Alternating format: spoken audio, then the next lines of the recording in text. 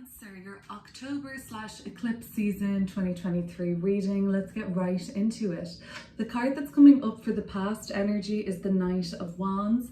When we look at this spread together in a moment, this might be a little bit more obvious what I'm talking about, but this person here is looking towards their past. And I don't think that is in a way of kind of yearning or stagnation. It's more like, whoa, like my past has been really, your recent past has been very exciting, very dynamic, very changeable. There could be a lot of movement, a lot of travel. That seems like it's set to continue, but in a more expansive way for you, where there's a little bit more perhaps luck involved, or what feels like the results of your ballsiness, your bravery, taking a bit more shape now. The Knight of Wands is telling me that you've been really dynamic lately. Around the 24th of September, the Sun will be joining, or will have joined Mars, depending when you're seeing this video, in the sign of Libra, squaring to your Cancer placements. And this is kind of giving you a bit of oomph, like a little bit of dynamicism. I think I said that right, but that is going to be kind of like lighting a fire under your ass. And I think things are really getting going from the last week of September onwards for you. So you're kind of hitting the ground running as you open the month of October with a very clear sense of purpose and direction. But because this person is looking at the past, it's like you're pulling from your past into your future or into the present moment. Like you're taking perhaps a renewed sense of gusto around something that was a past initiative or interest for you, picking up a past project. But there's another Knight coming through as you enter the month of October. We're moving right into Knight of Cups energy. So this could be talking a bit more about romance, romanticizing your world around you, or dating, or putting yourself out there to connect with people. And it's kind of, it slows down just a little bit, not in any way where it becomes dull. This is just kind of like, I kind of feel like it's a little bit more of a mystical, magical energy to begin the month of October with. I mean, we're in Libra season, so it's a bit more romantic, artistic, and Venusian anyway. And then we've got the Wheel of Fortune, which is in fact the planet Jupiter that is associated with this. And Jupiter also is the ancient ruler of Pisces, Knight of Cups, and the modern ruler and ancient ruler too of Sagittarius, which is the Knight of Wands. So Pisces and Sagittarius just they work with the best and worst parts of delusion, right? But I'm thinking that a little bit of delusion would go a very long way for you this month, okay? Sagittarius is able to do that thing where they just don't take things too seriously. They kind of do things to advance the plot. And when things appear to go tits up for them, it's like it's easy to be jovial about it and see it as a necessary evil or a necessary advancement on the sort of the kind of chaos of their world, and that's kind of being a little bit facetious. And I'm not trying to suggest that that Sagittarius runs on chaos or anything, but I'm talking about it being like there's chaos in everybody's world at certain points, and I think that Sagittarius are really able to optimize that and make it work very well for them. Conversely, Pisces actually takes it very seriously. They think it's completely serious. They don't see that this delusion in their world at times is delusion at all. And that's why it is so indeed powerful for these signs ruled by expansive Jupiter. You know, they're just kind of, they've got that manifestation down. It comes very easily to those signs. And Pisces is a real dreamer, you know, and a visionary and kind of an idealist. So I think you could really tap into that energy this month and just kind of, you know, delusionally go for it, or just assume it's already happened. And manifestation, it's not just about like repeating your mantra 3 times and sort of shouting it out into the void. The key is to imagine how you're going to feel when you announce this. So for instance, I had a dream recently that has come true for me, and before it became a reality, I imagined myself announcing this piece of news to so many people in my life, and actually feeling the emotion associated with the joy of telling people, the joy of expressing this, and the just like the joy, and it was really the emotion I was trying to manifest from. So, you know, just aligning my frequency. I'm a Pisces, by the way, like, you know, so it works, it really does work. And that's what I'm thinking that could be good for you, Cancer. So travel could also be coming through, of course, you know, dating, romance. I will be doing an extended reading directly after this, which I will link below, and it will be found on my Patreon channel, where I will be going deeper into this reading, and then I will be pulling cards separately for the topic of love and dating, spiritual destiny, wealth and career separately. But I will always read for those things when they come up in the reading, you know, either way, but that's just something I'll be going deeper towards. And I also see Wheel of Fortune being like a lucky break towards the end of this month. There is an eclipse on the 28th of this month and also the 14th, but the one on the 28th is the lunar eclipse in Taurus, closing out a 1.5-year cycle of eclipses in your Taurus Scorpio houses. So quite often the end of an eclipse season isn't really like this sort of sucker punch that we may experience during the cycle of eclipses on a particular axis. Recently, in the last 1.5 years, it's been Taurus Scorpio. So usually it's kind of like potentially a reward coming through around that particular journey or phase of your world. Or sometimes it's just like a tying up, or like in the case of the Wheel of Fortune, I see it as like, okay, on to the next steps now. So you may notice that something kind of is coming full circle for you, but also providing you with like an opening or springboard to what's next in that sort of arena of your world, depending where Scorpio Taurus is in your chart. And I would look to where Sagittarius and Pisces is in your chart. That could be where there's going to be a whole lot of advantage for you, with a little sprinkle of delusion, you know? Let's look at these cards together and pull some more. But before that, I just want to figure out what archetype you've been working with recently, Cancer. It's so good to see you again here on this channel. And thank you so much for your time and energy. If you would love, I would love if you would consider subscribing, even leave me a comment. That would be really great. I'd love to hear from you, because it's been a while. So the archetype you've been embodying, working with recently. I tend to think these archetypes stick with us a little bit longer than just a month. And this could be something that's phasing out now, or you could be really in the thick of it. Oh, I love this one. I love it. The Anima Mundi. I believe this is the very last archetype of the entire deck. It's a very, very powerful card. I think it is the very last. Yes, it is indeed. So the Anima Mundi, the soul of the world, all that is. Anima Mundi epitomizes the principle, accept all, reject none. Simply put, it is the living soul of the world in all its multifaceted, multidimensional layers, bonded together by loving cosmic forces. Diversity is celebrated, multiplicity is honored, and nothing is denied. Is denied embrace? And nothing is denied embrace. Interesting.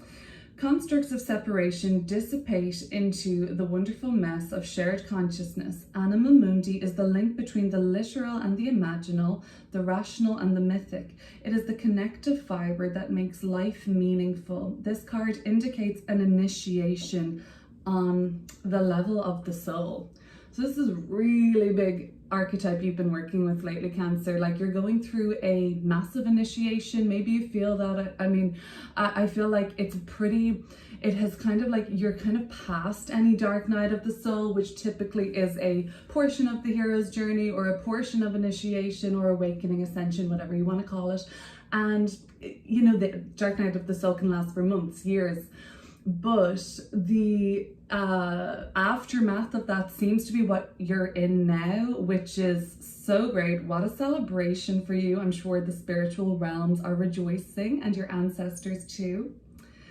So you will awaken the unique light within and witness how the light contributes to the radiance of the entire universe. You will sense yourself as a critical note in the cosmic orchestra. Destiny is altered as you hear the enchanted melody of all living things. I think it's an incredibly optimistic time in your life because these cards are so optimistic. I mean, as Sagittarius and Pisces, Jupiterian, very, very glass half full typically, depending on other lots of other real life scenarios, and also their chart, which is their DNA. So, I mean, really just their chart. But when you're in the light of this archetype, you'll be tending to the sacred details of life. When you're in the dark, you'll be overwhelmed by actually the bigness of the existence. This also goes on to say to embrace the anima mundi is available anytime, anywhere, to anyone, day or night, rich or poor. It is the process of unveiling our resistance to its love. Anima mundi is the energy behind the world card in the tarot deck. We'll see if we get that card at some point. Both carry themes of universal unity, completeness, and embrace. Well, I mean, even with the Wheel of Fortune, which is not, it's halfway to the world, but it is that kind of completeness that I talked about, just with that cycle wrapping up with the Taurus lunar eclipse at the end of the month. I do get the sense, Cancer, that you're kind of like wrapping up in a very advantageous way, but it's not like a full stop, case closed. We're not kind of doing this anymore. With the World card, it can be like that. With the Wheel of Fortune, it's like something is wrapped up, at the same time it's not complete, and there's just a doorway that's been opened for you to proceed on an upgraded level of this. Okay, what we're going to do now is look at these cards together and pull some more. Let's get back to pulling some cards now for what we have here already. And side note, I kind of get the impression that if you've been dealing with a Leo, you are moving on from a situation with a Leo at this time. It was somewhat serious, but it wasn't like it was drastic or anything, but it was sobering, I think. Let's look at the Knight of Wands a little deeper.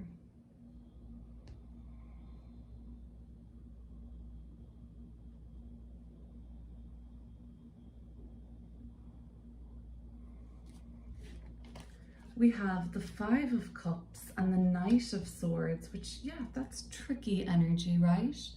And now you might be able to see, of course, the Knight of Wands looking back towards the past, or the Knight of Cups is like focused on the opportunities to come in October and moving towards them with an open heart and a cup ready to receive. You're just putting out that cup and saying, hey, give me what I'm owed. Hey, universe, give me what I'm owed here, please. I deserve it. No, there's no please, there's no begging, right? But the Knight of Wands is looking back towards quite a triggering situation here, one that feels like there was a loss of connection, a loss of opportunity, a missing and a yearning. And I did say that I didn't think that the Knight of Wands was looking to the past in terms of a yearning, but I might actually have to eat my words there and correct myself and say, this to me does look like a yearning, these Five Cups. There could be a longing for something that didn't come to completeness. It could have been a prospect or a connection or a place. But I think that where I'm seeing the optimism come through, even with the Five of Cups and Nine of Swords, it would be like, especially if you're a creative type, or especially if, everybody is creative, every decision we make, anytime we dedicate even an hour of our day to something to pour ourselves into, we are creating. We create at every kind of waking breath, in a sense, with what we choose to spend our time doing. But you, especially if you are creating like Knight of Cups style, a bit more artistically or expressively, I think you're drawing a lot of inspiration from the recent pain, digging or revisiting Knight of Wands, not to stay there permanently or dwell there, but to bring from your past pain, stress, anxiety, your fears, your fear of inadequacy, your fear of not belonging, your fear of loss. you're bringing that sort of forward with you. You're like, let me just go real back. Let's go quickly back, collect this from your dark night of the soul before you embodied the anima mundi. And you're just kind of saying, let me collect some of those memories. Let me collect some of that subconscious dark matter and bring it with me into what I'm creating in the future. The best and worst parts, because I feel like Anima Mundi is about completeness, and it was the saying, right, accept all, reject none. You're saying, I'm not going to reject my shadow. I'm not going to reject the times that I feel some blame or shame or guilt, or I'm not going to reject the grief or loss or mourning that exists within you, the sadness and sorrow, not rejecting that, but bringing it with you into your future in order to heal, but also in order just to accept yourself as a complete human being. But yeah, some of you may have really been revisiting some more painful memories recently, and finding yourself at the end of September, in a way you feel like you're stronger now, but you're cautious because you don't want to stay too long with them. The Knight of Wands is pretty quick, so I get the impression you're like, I'll dip my toe back there, and some of you are like, but I really do not want to go back there, so I'm going to kind of rush through this or something. And then some of you have to meet somebody from your past, and you're like, let's just make this really, really quick because that was a painful situation. The Ten of Pentacles coming out of the deck now. If you've been dealing with a Virgo or a Libra, or even that Leo, particularly Virgo and Libra though, I feel like there was a family situation that got a little bit messy and dysfunctional and like quite enmeshed with one another, and perhaps, you know, you're sad about your role to play, and it's kind of left you with some mental scarring though, so perhaps that's why you want to act a little quicker around that. Let's sort of move on to the Knight of Cups. I will go deeper into this situation in the extended reading. I'll go deeper into all of the situations in the extended, but I think let's move on to the Knight of Cups. So I think from around the 5th of October to the first eclipse on the 14th and just thereafter, let's do the 5th to the 20th roughly, we're looking at the time around the Libra solar eclipse. So looking at where Libra is in your birth chart, Cancer, that's going to be when there is a portal, a more significant portal. We always have portals at the new moon, but this one is an eclipse, so it's hyper focused, and it's going to be opening a new chapter in your world. 10 of Cups, not strictly speaking.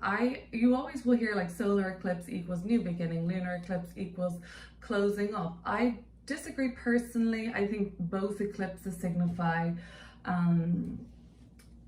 endings and beginnings are one and of the same. I just opened the first page of a book the other day that I read, I was going to say 15 years ago. It is Mitch Alburn's The 5 People You Meet in Heaven. I'm sure you probably know that one. But the first chapter, first page talks about all endings are really just beginnings. And that's the energy of eclipses too. Here we have Justice with Libra at the bottom of the deck. The scales in her hands, and the Six of Pentacles quite often depicted with the scales. This time they're balancing gifts. It's out of balance here and it's in its reversal. So the 14th of the month is a pivotal time for you, and I'm going to say days in between and around that time. It's a pivotal time for you to start to sort of rectify bigger imbalances in your world, and I think some of that comes down to personal relationships actually, Cancer, with people in your life. And I'm not putting blame towards you. In fact, I think that you've been very boundaryless, and we could say selfless, which is, you know, great of course, and that's very Knight of Cups energy, very selfless, but at what cost, you know? Is it worth it? And sometimes it might feel like family, chosen and otherwise, and biological, kind of like expect so much from you. And I think that, you know, your sanctuary, your peace, your privacy hasn't always been respected, certainly not your limitations. Okay, so the Knight of Cups, moving on to what you're kind of asking for around the eclipse, or what you're prepared and expecting to receive. I think the Ten of Cups, it's really that dream come true situation. So some of you are expecting to find a beautiful place in the city. Some of you are looking to be settling by a stream or in a house. You know, some of you are looking for fulfillment around a family goal, a relationship goal, and some of you are looking for a connection or reconnection to the inner child. Some of you are expecting things to become easier, more playful, more time for leisure, sort of just more overall buoyant. These are both Pisces energy, and together they spell a dissipation of conflict. So forgiveness is Pisces, Mars in Pisces, Ten of Cups, dissolving, Mars kind of Mars ruins, but you know, that sounds bad, but sometimes good things can be ruined. Like ruining conflict is great because we're bringing about peace then. So when we kind of ruin something that's perceived as negative, it can be really good. So I feel like you're like anything that resonates with this old sort of past that you've been revisiting, and this can be deep past. 5 years ago, 9 years ago, right? This could be anywhere, I think, even between the beginning, I think the beginning of those eclipses 18 months ago to even further past in the past, right? This is so different to what you're imagining, and I told you a little delusion is going to go a long way. Say you don't have whatever the epitome of your goal, dream, wish fulfillment, fairy tale ending with the Ten of Cups, yet just embody the frequency of what the emotion that you associate this is going to be. And I mean like multiple times a day. I'm not going to get into what the Pisces scientist, physicist Einstein has said, because I'll just butcher the quote, but manifestation is merely physics, okay? You can look up the quote if you like, because I'm not out to embarrass myself. But the Knight of Cups and Ten of Cups, it's like really manifest from an emotional setting, okay? So it's going to be cellular. The King of Swords, where does this King of Swords come into it? I will clear him up a bit more in the extended, because I'm getting the impression that for some of you, you think, and it's an illusion, and that's the you know, that's the sort of other side of Pisces, this sort of you know, believing an illusion and being delusional, because they that's when they know that something is off, but it's like, you know, well, I'm too far gone now, or like there is a shadow escapist tendency with Pisces when the sort of reality hits, which King of Swords is very like that harsh kind of blow of reality. In some ways, sometimes, and not just Pisces, people can kind of get a little bit too like, I don't know, psychologically that can just be very unraveling to sort of then say like, oh damn, I was hoodwinked, I fell for that, I believed something, whatever it may be. But this, I think, actually is an illusion, and you've got much more control than you are going, you know, there's something, perhaps it's from a past sort of a past memory of when, you know, you are ashamed of that, or you did act out of character, or, you know, you messed up and you caused somebody pain, you know, it happens. Forgiveness is always a great Piscean tool, but this King of Swords is kind of haunting you. It's like you are under some illusion that there's somebody powerful standing in the way of your happiness. You're under an illusion that the King of Swords has the final say in your life, or they're the one commanding, they're the one that you have to impress, appease this month. The only person that you have to impress, or the only person that you have to answer to, is yourself, truly. Maybe you believe in a higher power. Again, there is nobody here on the earthly realm that truly has authority over you. Even figures that are, you know, in authority structures, that's just an illusion. We're not here incarnated anima mundi, the soul of the world. You're a soul of the world. The souls of the world did not come here to be controlled, governed, oppressed. It's an illusion, and I feel like even if it's not going as extreme as that, you think that there's somebody, something that's standing in the way of your happiness. Yeah, you know, between delusion and then reality check. It's like, get real, Cancer. Of course there's not. And I think you're, you know, you're on your fine journey towards discovering that. Let's look at the Wheel of Fortune and discover what opportunities lay in store for you this month.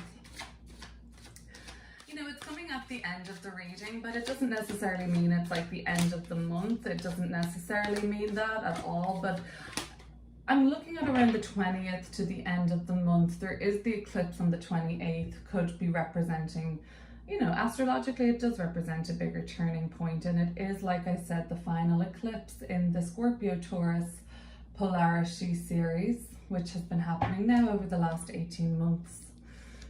And we have the Three of Wands, more expansion, more looking forward, and the Tower. Well, it wouldn't be an eclipse season, would it, without a little bit of spicy Tower action. All right, so the Wheel of Fortune and the Tower and the Three of Wands, to me, that's a good surprise.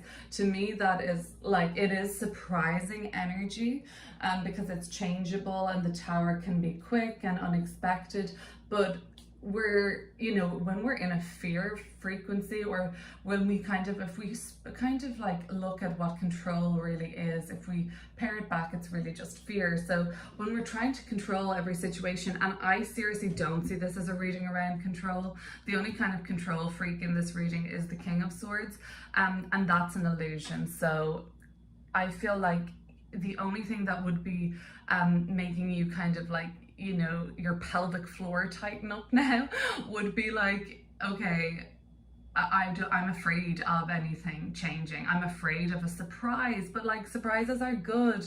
You get this opportunity which seems to be out of nowhere. One week you're pottering away, the next week you are flying out somewhere, or you have been invited to speak at this conference, or you've been booked to do something that's out of your comfort zone. You never know who you might meet, and the Wheel of Fortune is fate, is destiny, and the eclipses pertain to destiny. So see what unfolds towards the end of the month. Even it could be quite a surprising turn of events. For some of you, the Three of Wands really does signal more travel, more exploration, more sightseeing, discovery, more seeing the world around you, venturing forth, not necessarily into the unknown, into uncharted territory, but it could be. The energy of an Aries could come through, which is very pioneering. So some of you are going to surprise yourself by taking opportunities that seem out of your comfort zone, and but propel you towards a brighter future, I think. We're going to get into this a little deeper into the extended, but this Tower is absolutely nothing to fear in my eyes. I see this as unexpected developments, that kind of like Sagittarian theme of like advancing the plot. That's Three of Wands. We're advancing the plot of our life, certain turns and twists, but hey, it wouldn't be an eclipse season portal without twists and turns. That's what the energy of eclipses are, looking back over the story of your life since day one, looking at every single eclipse series. Of course, you're not going to remember all of them if you were young, or there were times in your life which weren't as remarkable for you, but you can see that at certain eclipse portals, depending how far away from your destined path you were at a given time in your life, sometimes the eclipses generated circumstances internally and externally that would kind of lead you to take a path that you maybe weren't going to originally take, or deter you, or create a detour that in actual fact turns out that that was the way you should have gone, and it was helping you along your way. So yeah, lots of fun, exciting opportunities, getting past an illusion of fear to really sink into manifestation through a little bit of delusional, delulu kind of tactics at times. I mean, nothing wrong with that. We don't want to be stuck there either. We don't want to dwell there, but we can rely on it. And yeah, the beginning of October / the end of September, I think it has you revisiting, not for long, some very tricky issue from your past. Anyway, Cancer, let's get to the extended. Talk to you soon. If this is all you're sticking around for, thank you so much for watching.